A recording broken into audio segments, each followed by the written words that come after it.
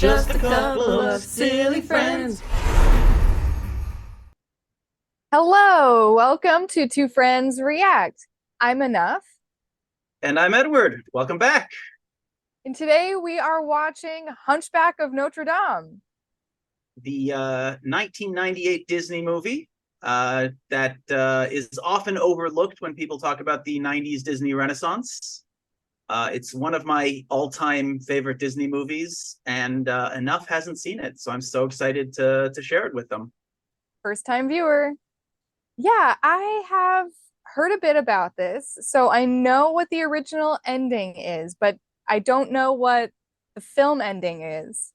And I have heard that it has one of the best Disney villains. So I'm excited for that. And that the Disney villain has a great song, which I have heard because I did a project for villain songs. Um, yeah, but But I don't remember it. seeing it in the context will be very different. Yes. It's definitely up there. A little bit of context is from what I learned about this over the years. Um, it was made around the time that Beauty and the Beast and Lion King, and maybe not Aladdin yet, but all of the Disney Broadway shows were being made.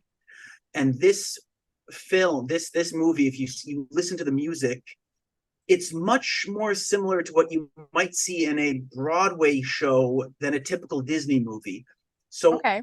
I don't know if it's officially known or if it's just sort of a theory, but a lot of people think this was made with the idea of it sort of being the next big Disney Broadway show. Okay. But as you'll see as you view, there are reasons why it didn't quite catch on like some of the other Disney movies, why it didn't quite attain the level of popularity of an Aladdin or a Lion King or a Beauty and the Beast. Yeah. And as a disabled person, I'm quite excited to see disability representation. We're both physically disabled. And I have been jokingly referring to myself as Spazimoto for a while now, since I have muscle control issues. Oh, I've never heard you say that. That's amazing. Yeah. Cool. Should we jump right into it? Yeah, I think so. I'm so excited. I love this so much. I will do my best to refrain from singing along because I love the music. But yeah, let's get into it. Yay! Hunchback of Notre Dame. Oh, and real quick content warning, we've got talk about religious trauma, we have assault, we have abuse, we have ableism, racism. Just another day in a Disney movie.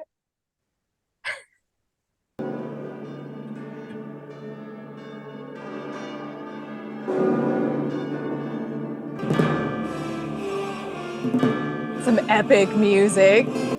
The fisherman fishes, the bakerman bakes to the bells of Notre Dame. Listen, they're beautiful, no? Ooh, a jester. So many colors of sound, so many changes. I love the jester.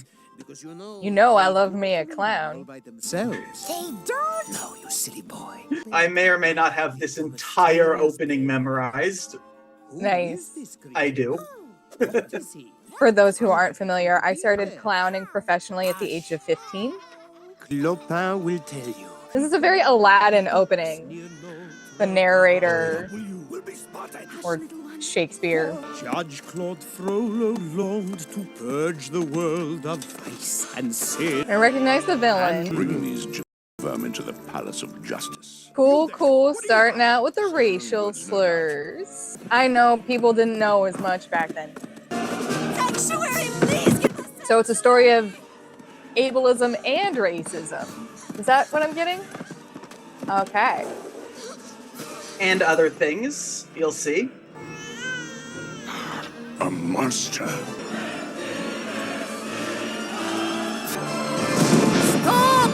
Messed up, dude. You never can run from nor hide what you've done from the eyes, Notre interesting that they would say that you're being judged by a building and not by, like, God. Or are they equating them? What? I'm to be sat. I think equating. Shapen. Okay. Very well. But let him live with you in your church. Thank goodness for this guy. So he's kept Good Parisian. Even this foul creature may yet prove one day to be of use to me. Right. He's only going to let him live because he's going to try to control him and benefit from the situation. Okay. Quasimodo. Like parents who have kids so that they'll have people to help around with chores and stuff. Bells, bells, bells, bells. Okay. Now I get why people repeat the bells. I get goosebumps every single time I watch that opening. I didn't really say anything or respond because I was just so wrapped up in that opening. I love it so much. Yeah, like goosebumps. They definitely give us a bad dude. It's That is also, villain worthy. he also does something that you never or rarely, if ever, see in children's movies. He murders someone on screen. Try to think of a Disney villain that murders someone on screen. Lion King. Yep, that's one. The point is, it's extremely rare. And also, they're lions, so it doesn't have quite the same impact. Fair. As opposed to this, where a man just murdered a woman on screen. And also, Mufasa was a king. He was powerful. This is a pure innocent. This was a mother murdered for protecting her child. One of the things that you'll see, that we'll see, and why it maybe didn't become a hit Disney, is that it's a little bit more dark than your typical Disney movie. I've kind of gotten that impression. A little more Yeah. real. It's also, you talked about ableism and racism, but something else. Did you notice another major theme? Religion and abuse of power seem to be already coming up. Exactly. Religious fanaticism, zealotry, hiding evil behind noble religion is a That's major good. theme. And these are not themes you often see in. So I love that song so much. That entire opening, I have it memorized. When I'm having a tough time, I'll just put it on and sing along to it. And for those who don't know, I'm a singer. I performed in theater. I have some voice training. So, and I can tell you, the last note at the end, that high note, I'm a high tenor. I can't dream of hitting that note. Is so high. Either he's one of the greatest singers ever. Maybe it's a little post-production auto-tuning. I don't know, but like that note, mwah, oh, I love it so much. I don't think they had auto-tune then. And they still had post-production cleanup and things like that, but there's no question that I don't know who voices the Jester, but he's a phenomenal singer. Oh my God. This is making me, I mean, I already really wanted to show you, but I really want to show you Julie and the Phantoms, because there's a singer in there who hits these high notes that are phenomenal. Okay, I do like a good high note. And we should end this little break on a high note. I first heard that joke from Adam Hills. It's a bad joke, and I love it so much. I think yeah, I really don't expect criticism of religion, especially a very powerful religion, in a Disney film like this. That's not usually what we see. It usually doesn't criticize real world things. Yeah. And also, you'll see as it goes along, it does some other things unusual for a kids movie and a Disney movie. I'm not going to get into spoilers, but as we get to them, we'll discuss them. Cool. We got a ginger disabled person. What? I love the music, even the background music. It's just so beautiful. Oh, he made a little village. Wine, women, and song. You can learn to identify various regional cheeses, Oven for snails. study indigenous folk music. These have a very like batty feel from Ferngully. The quick, fast, Robin Williams-esque. Or if I'm going Disney, it would be the genie. Yeah. And if I got caught, Better to beg forgiveness than ask permission. For some things. shall we review your alphabet today? Notice even the Yes, cups. master. I would like that very Frollo much. gets the goblet, Very well. and he gets a basic wooden. Abomination. Didn't mean to upset you, master. Quasimodo, can't you understand? I can see why Disney would be drawn to this. He's like a combination of Cinderella and Rapunzel. For taking you in and raising you as my son. How can I protect you, boy, unless you always stay in here, away in here? Remember what I've taught you, Quasimodo. You are deformed. I am deformed. And you are ugly. And I am ugly. And these are crimes for which the world shows little pity. You do not comprehend. You are my one defender. You are good to me, master. I'm sorry. You are forgiven. Oh, he's Because- so evil.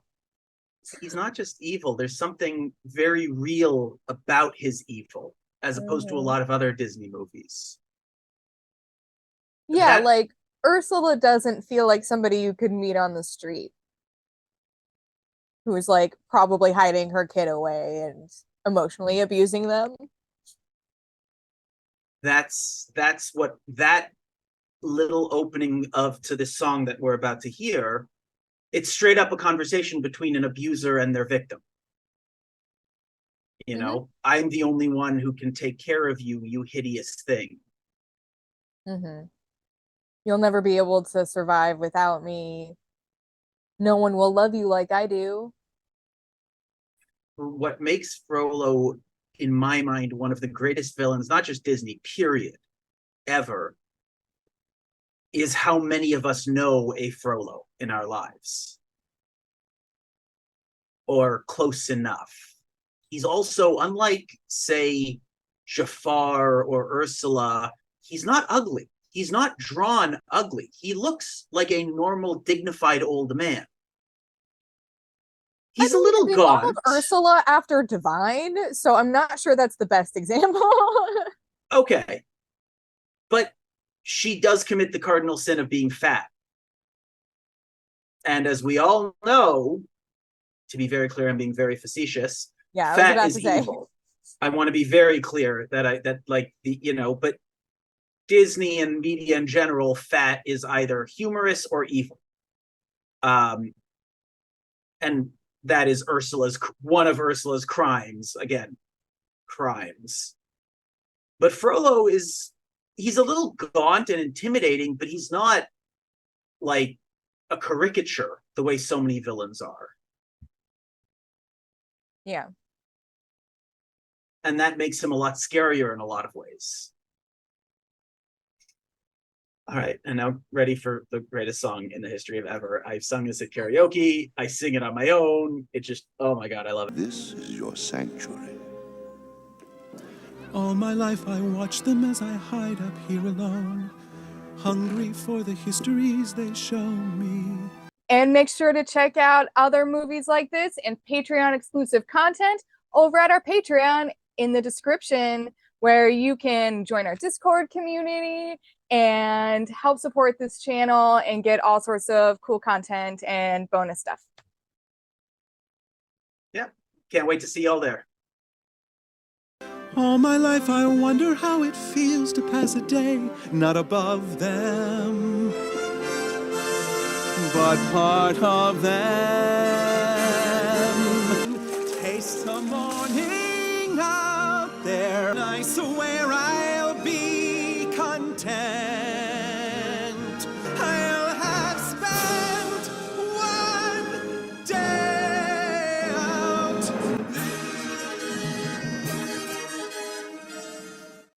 that makes it pretty clear that he should probably go out there.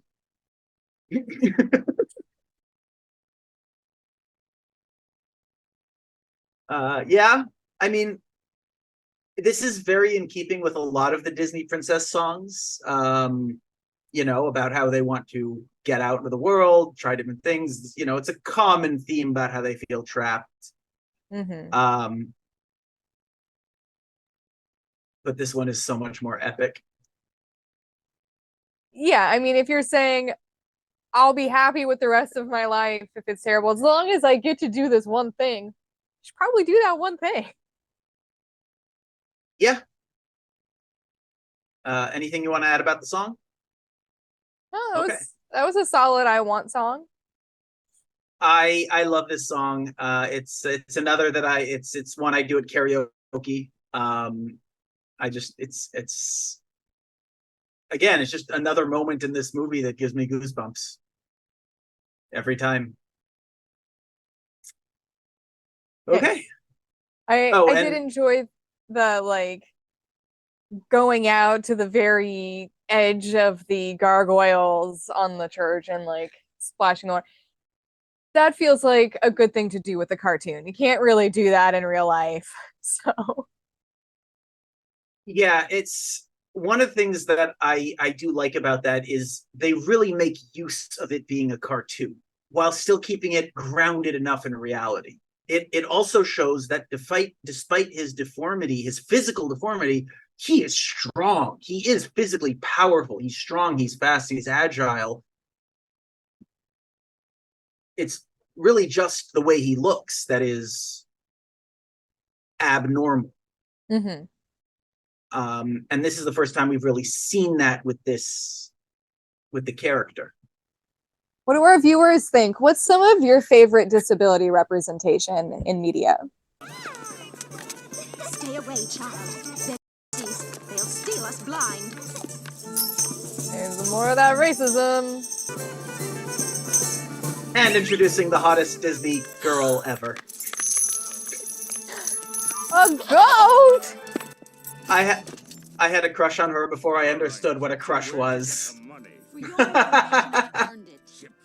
Don't earn money. Tell me there was a goat. Maybe a day in the stocks will cool you down. Yeah, kick butt. Naughty. He's just impossible. Really, I can't take him anywhere. That voice sounds familiar. Who's the voice actor? Kevin Kline. That would be why. I know you have a lot Yep. on your mind right now. I like this scene because it's a further search to introduce how pervasive the anti Romani sentiment is in the city. It also shows police brutality. Yeah. Like, you know, the Romani were just hanging out, playing their instruments. They didn't do anything. But because you're not like us, therefore you stole it. It's the assumption, like DWB, driving while black. You're driving a nice car, you must have stolen it. Or You know?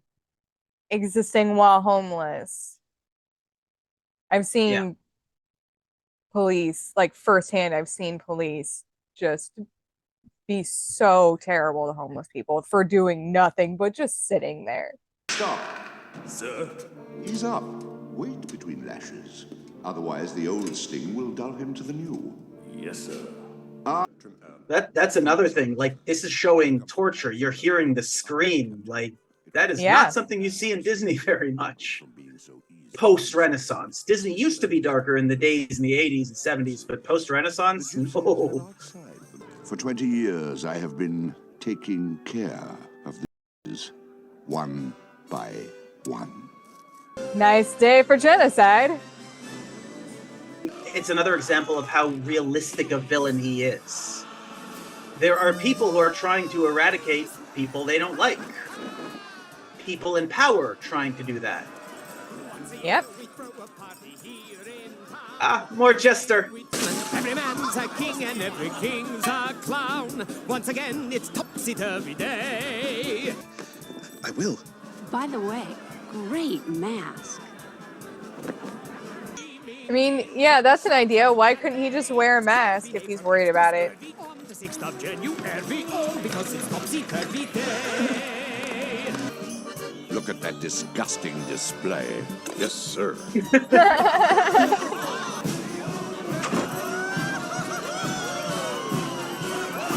Yeah, I mean, I'm a little surprised that Disney had like pole dancing in an animated kids film, but okay. Yeah. And it was unusually sensual for a Disney movie. Now's the time we crown the king of fools! Yeah, but drag is sexualizing children. Royal's wings, for the face that's ugliest will be the Yeah. king of fools. If it weren't for double standards, they'd have no standards at all. I haven't heard that one. That's good. That's no mask. It's his face. We asked for the ugliest face in Paris, and here he is! Quasimodo, the Hunchback of Notre Dame!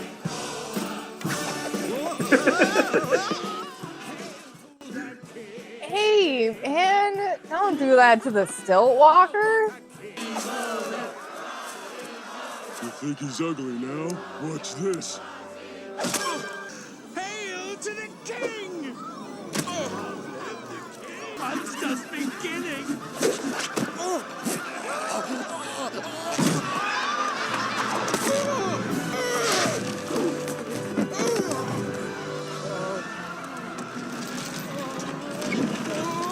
A lesson needs to be learned here. I kind of feel like the lesson was learned. It's not about the lesson with someone like that. It's about the punishment. I'm sorry. Get down at once.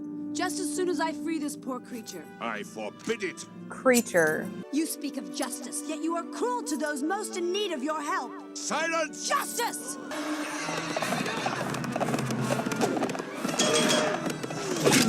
What a woman.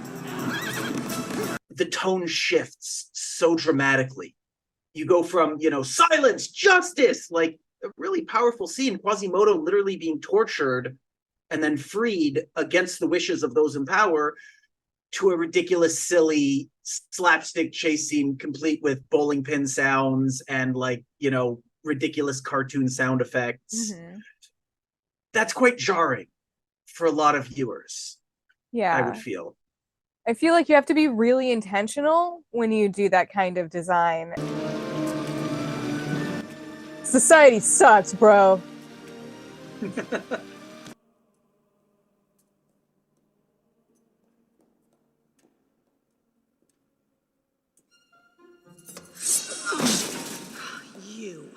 You missed a spot. He's the captain of the guard. Calm down. Just give me a chance to apologize. For what? Not very good at his job. That, for example. He was not expecting it. Son of a... He underestimated. You're in a church. Are you Exactly my point. Permit me. I'm Phoebus. It means sun god. And that's- you are Is this an Kind of my interrogation? reaction. This guy thinks he's smooth. He is Kevin Kline. I'm sorry, sir. She claimed sanctuary. There's nothing I can do. Then drag her outside. I don't think that's how sanctuary Mr. works, Frodo dude. learned years ago. All right, I'm going.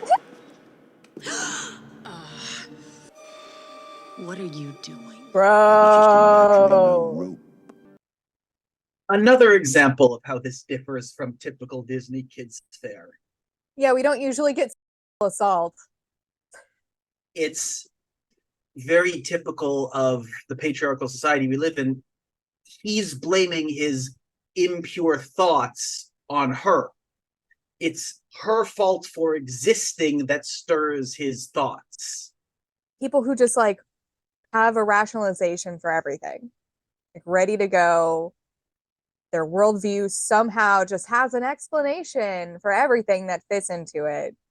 That's a giant red flag for me. People who can't take accountability for their actions, their failings, their weaknesses, or just even if it's not a bad thing, they don't take accountability for it.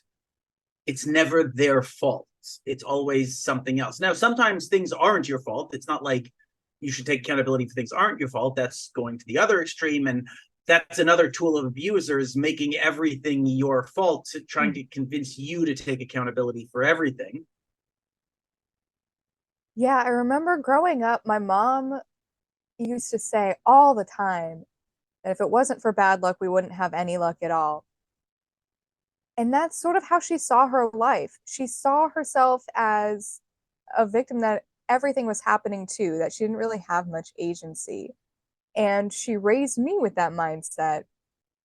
And so I sort of thought about, I felt similarly about the world for the first maybe like 18 or 19 years of my life before I started to see how my actions and how her actions were affecting these patterns.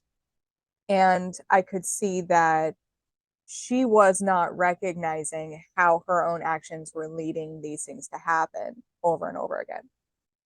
That it wasn't just bad luck, although there was a lot of bad luck.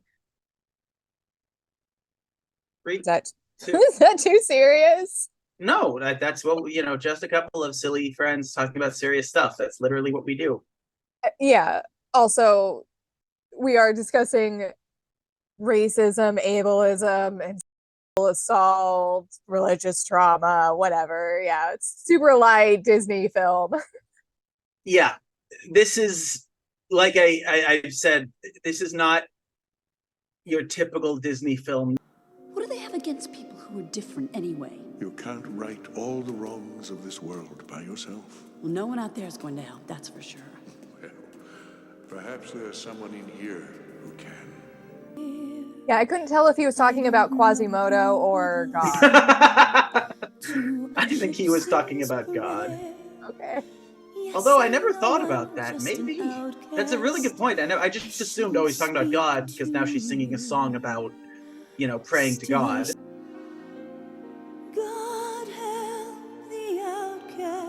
I am not sold on this song right now. It's not my favorite, just shall we say. I just don't understand the point of portraying it in this way.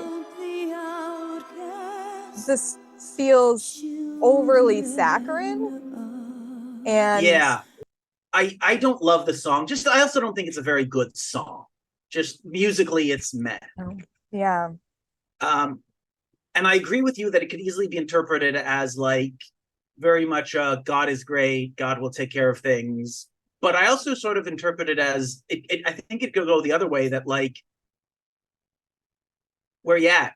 Like, take care of the outcasts, God. What the hell, man? No one else is doing it. So where you at? Like, what's going on, man?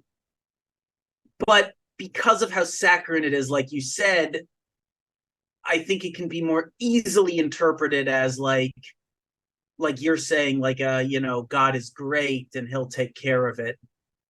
And, oh, look at the selfish people. They just want selfish things, but I'm selfless. Yeah. Like, yeah, there are just like a couple different directions I think it could have gone that might have improved it. And I agree, the music itself was pretty meh. Kind of felt like a rejected Christmas song. Maybe should have remained on the floor. I like what you're saying about how they could have gone a different way. I think, yeah, no, I think you're correct. I think had it could have been a good idea in theory, as in sort of being maybe somewhat critical, or maybe somewhat like, or maybe leaning into the whole, we gotta, God isn't taking care of it, so we have to angle, or like help us help ourselves type angle. But instead, it's just a sort of sweet, saccharine, quiet, middle of the movie moment that is just kind of meh. What's this? Oh, no, please. I'm not finished. I still have to paint them. You're a surprising person, Quasimodo. Follow me. I'll introduce you. Jolly. Oh, Oh, and now she's deaf. Would you like to see more? You want tinnitus? That's how you get tinnitus. I just noticed the music in the background.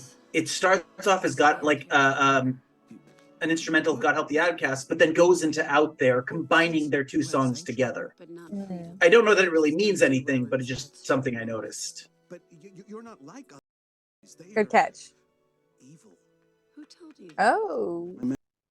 Going back to the theme of abusive relationships, oh no, he's not cruel. It's Quasimodo sees what Frollo does, but he's so convinced and so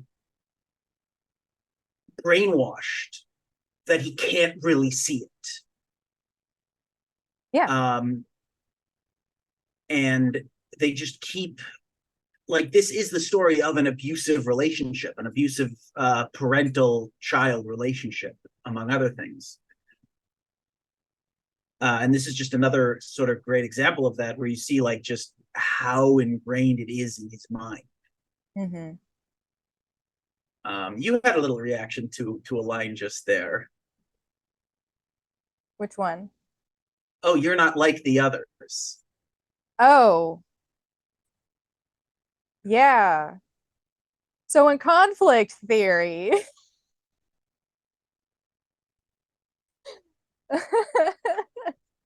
don't know if we want to get into that. Yeah, I was thinking about conflict theory and the concept that we can meet members of groups that we have discriminatory views about. And we can see those individuals as being different from the rest of the group.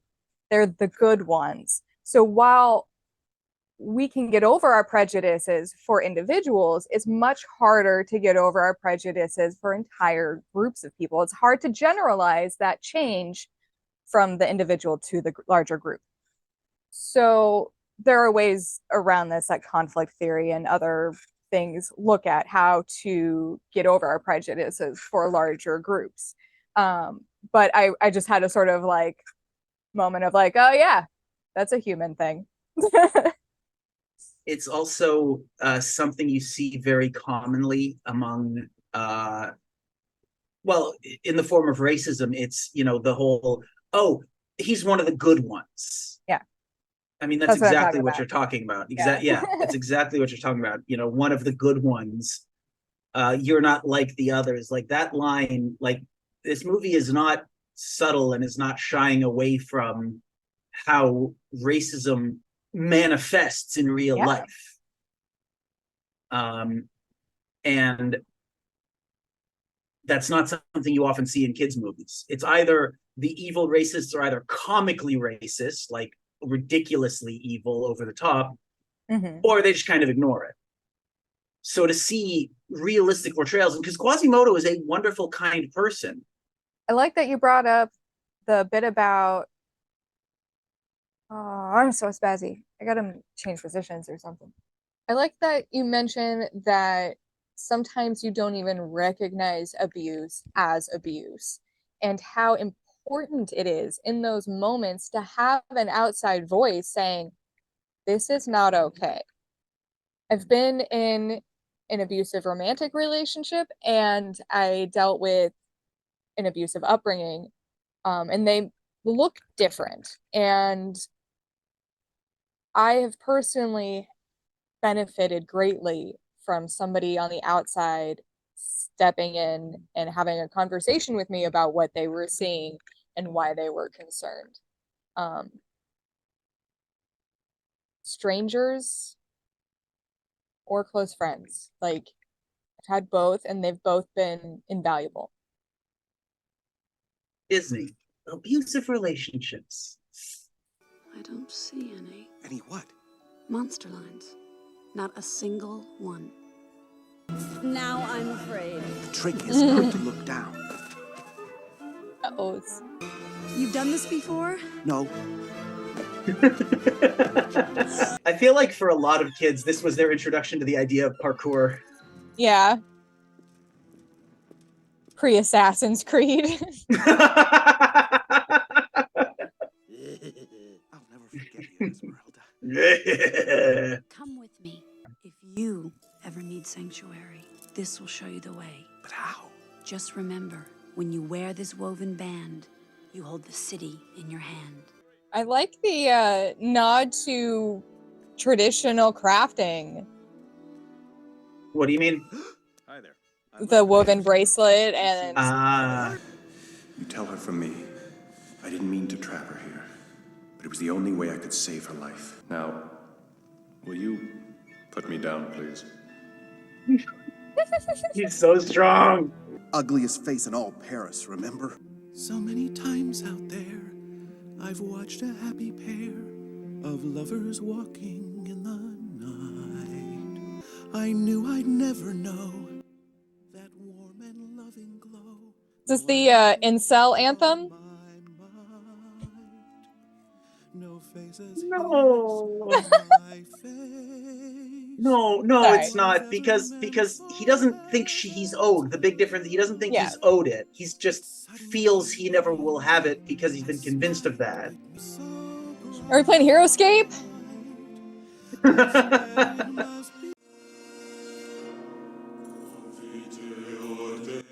Nice transition. Oh, it gets better.